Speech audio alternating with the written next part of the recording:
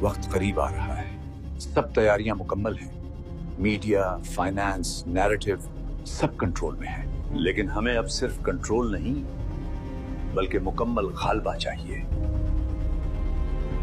वो जिसका इंतजार सदियों से हो रहा है, जिसे लोग मसीह समझ बैठेंगे जब वो सामने आएगा। दुनिया उसे पहचान नहीं पाएगी, मगर हम तैयार होंगे ताकि जब वो आए दुनिया पहले ही झुकी हुई हो।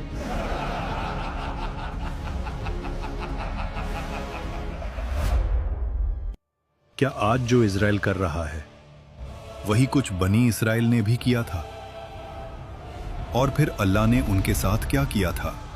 क्या वही अजाब फिर से आने वाला है?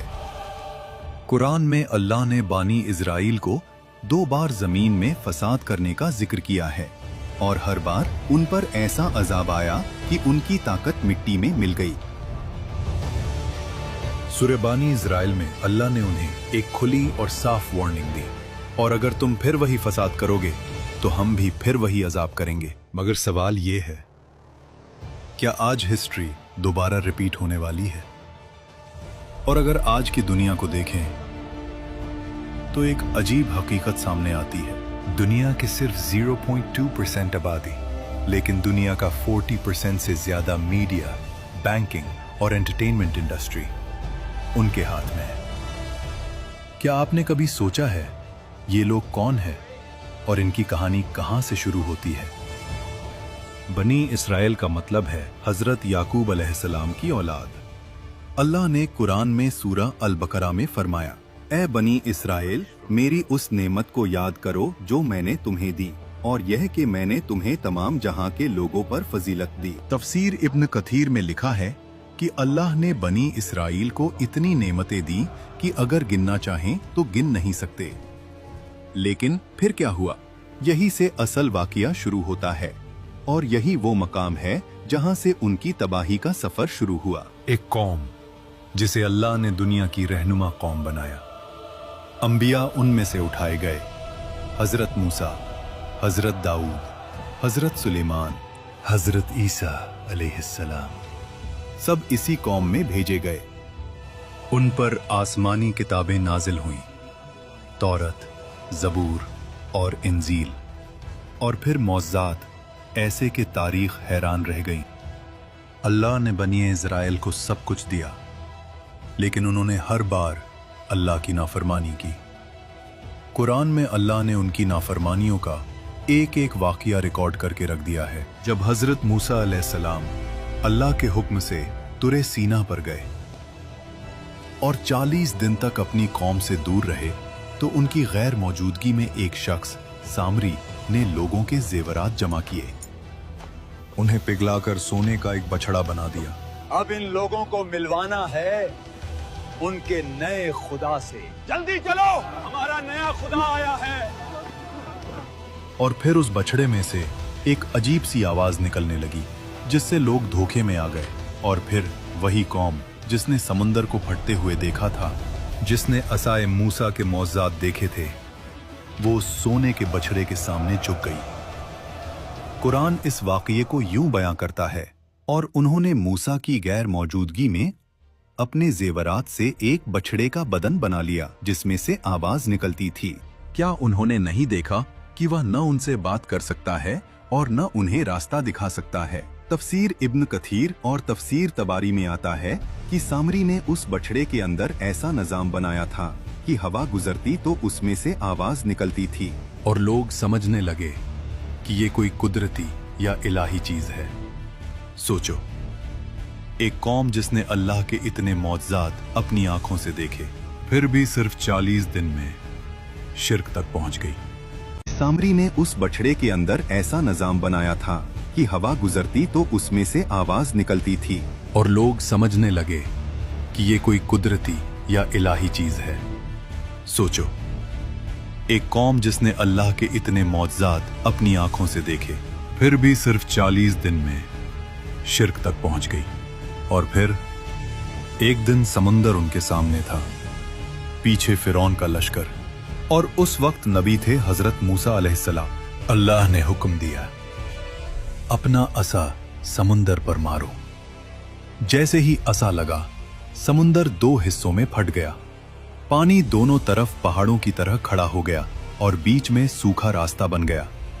बनी इजराइल उस रास्ते से गुजरते चले गए और जब फिरौन अपने लश्कर के साथ पीछे आया तो वही समुंदर उस पर बंद हो गया।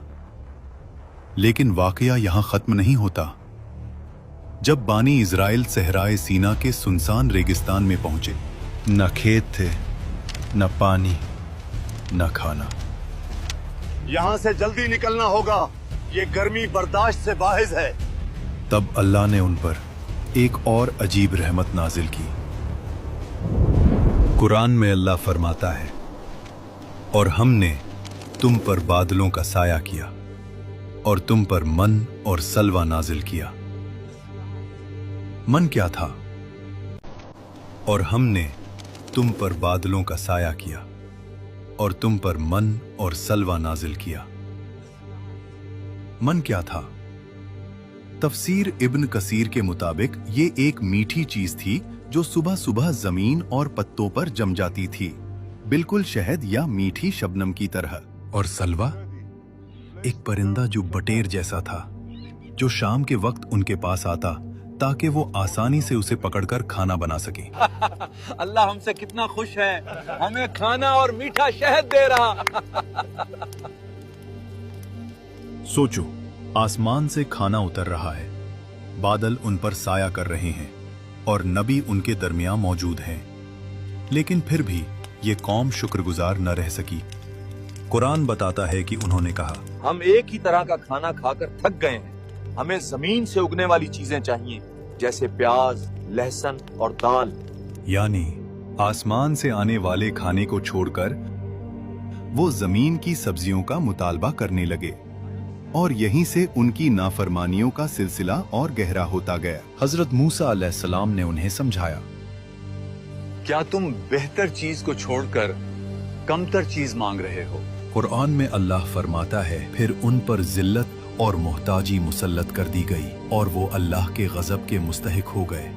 यहूदियों का एक फिरका ऐसा भी रहा है जिसका सीधा ताल्लुक जादू, शैतान और डार्क प्रैक्टिसेस से जुड़ा हुआ बताया जाता है। कुरान में अल्लाह फरमाता है, और उन्होंने उस चीज की पैरवी की जो शैतान सुलेमान की हुकूमत के दौर में पढ़ते थे, और सुलेमान ने कुफ्र नहीं किया, लेकिन शैतानों ने कुफ्र किया। वो लोगों को जादू सिखाते थे। तफसीर इब्न कथीर में इस आयत की तफसील है। जब हजरत सुलेमान अलैहिस्सलाम का इंतकाल हुआ तो बनी इसराइल के यहूदियों ने उन किताबों को निकाला जो शैतानों ने सुलेमान अलैहिस्सलाम के तख्त के नीचे दबा के रखी थीं। इन किताबों में जादू था, काला इल्म था, शैतानों को बुलाने के तरीके थे। उन्होंने लोगों में ये मशहूर कर दिया, सुलेमान की हुकूमत जादू की वजह से थी। हालांकि अल्लाह ने साफ फरमाया कि सुलेमान अलैहिस्सलाम ने कुफर नहीं किया, ये शैतानों का काम था। आज के दौर में यह पुराना जादू कब्बाला के नाम से जाना जाता है, एक यहूदी मिस्टिसिज्म जिसमें शैतानों से राब्ता, हिडन सिंबल्स और साइंस का इस्तेमाल, दुनिया को कंट्रोल करने के लिए स्पिरिचुअल प्रैक्टिसेस और नंबर और लेटर्स में जादुई ताकत का अकीदा शामिल है। कि बनी इसराइल के एक गिरोह ने हमेशा से शैतानों की मदद हासिल की है और ये सिलसिला आज तक जारी है। तालमूद में, जो उनकी एक किताब है, लिखा है, गैर यहूदी इंसान नहीं है, वो जानवरों की मानंद है। ये उनका अकीदा है। लेकिन अल्लाह ने कुरान में बड़ी खूबसूरती के साथ फरमाया है, ए लोगों, हमने तुम्हें एक मर्द और एक औरत से पैदा किया और तुम्हें कौमें और कबीले बनाया ताकि तुम एक दूसरे को पहचानो। बेशक अल्लाह के नजदीक तुम में सबसे ज्यादा इज्जत वाला वो है जो सबसे ज्यादा तकवा रखता हो। लेकिन उनका सबसे बड़ा प्लान अभी बाकी है, वो प्लान जिसके लिए वो हजारों साल से काम कर रहे हैं। हैकल सुलेमानी, तख्ते दाऊद और दज्जाल, ये सब एक दूसरे से जुड़ा हुआ है। हैकल सुलेमानी यानी टेम्पल ऑफ सुलेमान, वो इबादतगाह थी जो हजरत सुलेमान अलैहिस्सलाम ने अल्लाह के हुक्म से तमीर की थी। ये वो जगह थी जहां ताबूते सकीना यानी आर्क ऑफ द कवर्नेंट रखा गया था। इसमें हजरत मूसा अलैहिस्सलाम और हजरत हारून अलैहिस्सलाम की निशानियां हैं। ये हैकल 2 मर्तबा तबाह हुआ। पहली दफा 586 कब्ल मसीह में बख्त नस्र के हाथ, और दूसरी दफा 70 ईस्वी में रोमन जनरल टाइटस ने। अल्लाह ने सूरह अल इसरा में इसकी पेशगोई भी फरमा दी थी, और हमने बनी इसराइल को किताब में साफ साफ बता दिया कि तुम जमीन में 2 मर्तबा जरूर फसाद मचाओगे और बहुत बड़ा गलबा पाओगे। फिर जब पहले वादे का वक्त आया तो हमने तुम्हारे खिलाफ अपने मजबूत बंदे भेजे, जो घर घर घुसकर ढूंढते रहे, और ये वादा पूरा होना ही था। आज वही सिलसिला फिर जिंदा हो चुका है। जुल्म, कब्जा, खून और हक को दबाने की कोशिश। मासूम लोगों का खून बहाया जा रहा है, सच को मीडिया के जरिए छुपाया जा रहा है, और दुनिया को एक निजाम के जरिए कंट्रोल किया जा रहा है। लेकिन तारीख गवाह है, जब भी जुल्म अपनी इंतहा को पहुंचता है तो उसकी तबाही का वक्त भी करीब होता है। कुरान ने वादा किया है, अगर वो फिर फसाद की तरफ लौटेंगे तो अजाब भी लौट कर आएगा, और जब अल्लाह का अजाब आता है तो न दीवारें बचाती हैं, न फौजें, न ताकत, और न ही कोई निजाम। वो समझ रहे हैं कि वो सब कुछ कंट्रोल कर रहे हैं, लेकिन असल कंट्रोल सिर्फ अल्लाह के हाथ में है, और जिस दिन फैसला होगा उस दिन तख्त भी गिरेंगे और नाम भी मिट जाएंगे। सवाल उनका नहीं है, सवाल ये है कि उस दिन हम कहां खड़े होंगे। क्या हम हक के साथ होंगे या खामोश तमाशा देखने वालों में। ये सिर्फ एक वाकया नहीं, ये हमारे ईमान का इम्तिहान है। याद रखो, जुल्म हमेशा के लिए नहीं होता, लेकिन अल्लाह का वादा हमेशा सच होता है। अल्लाह हम सब का हामी और नासिर हो। आमीन।